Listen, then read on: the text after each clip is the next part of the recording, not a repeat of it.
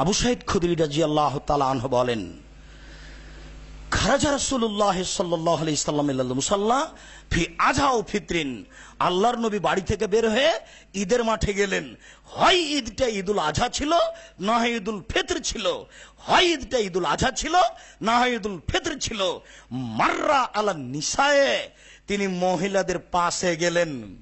মহিলাদের পাশে গিয়ে বললেন, ইয়া মাশারান নিসায়ে, হে মহিলাদের জামাত, তাসাদ্দাকনা, তোমরা দান করো।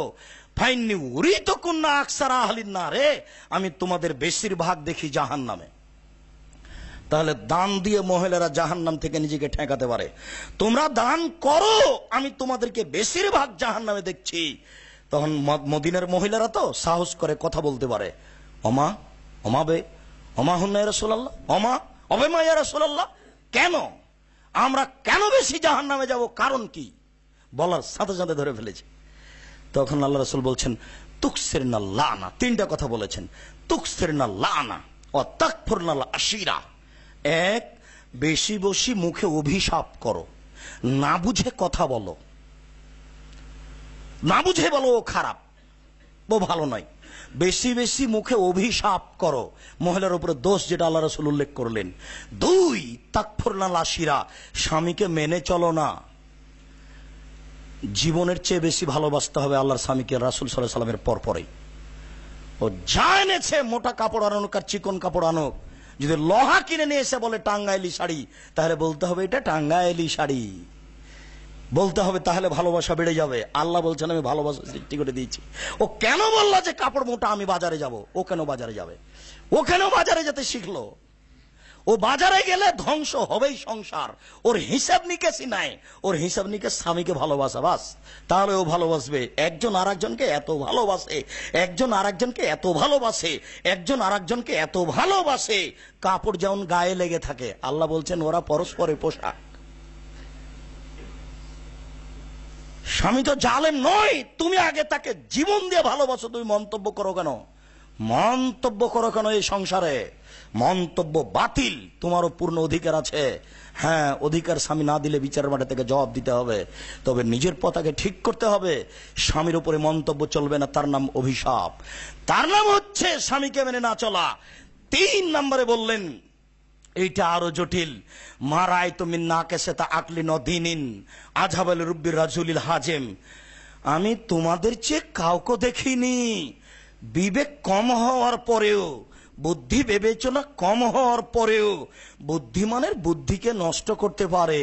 তোমরা এমন জাতি, তোমাদের দিন ধর্ম কম, তোমাদের বুদ্ধি বিবেক কম, এরপরেও তোমরা বুদ্ধিমান মানুষকে ধ্বংস করতে পারো। আমি তোমাদের চেয়ে কাউকে দেখিনি যে বুদ্ধি বিবেক কম, বিবেচনা কম, দিন ধর্ম কম, এরপরও তোমরা বুদ্ধিমানের বুদ্ধিকে নষ্ট করতে পারো। এই পর্যন্ত বলতেই মদিনার মহিলা বলে বসলেন, হবে মা কেন? মা না কেসো তাকলি নদিনিন, আমাদের দিন ধর্মে ঘাটতি সেটা কি? আমাদের বিবেক বিবেচনায় ঘাটতি সেটা কি বলেন? তখন আল্লাহ রাসূল বলছেন, কেন? আলাইসা শাহাদাতুল মারাতে মিসলা শাহাদাতির রিজালে, দুইজনের সাক্ষী সমান পুরুষের একজন সাক্ষী, একজনের মোকাবেলায় 2 জন মহিলা লাগে, এটা জানো না? হ্যাঁ, এটা তো জানি যে একজন পুরুষ হলে 2 জন মহিলা লাগে। এই যে দেখো, ফাদালিকা নোকসানো আকলেহা, এটা হলো তার বিবেকের ক্ষতি, তার যে বুদ্ধি কম, বিবেক কম, বিবেচনা কম, এই জন্য একজন পুরুষ আর 2 জন মহিলা সাক্ষীতে লাগে।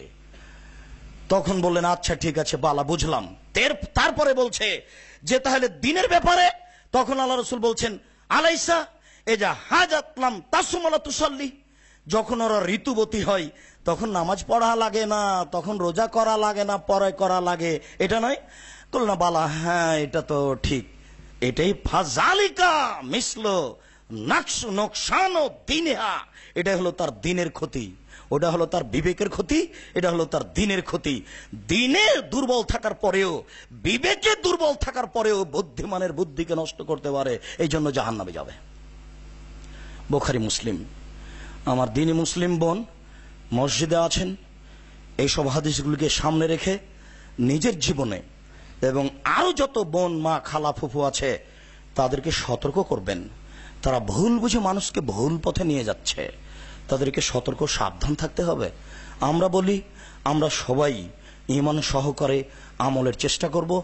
আল্লাহ তুমি আমাদের কবুল করো।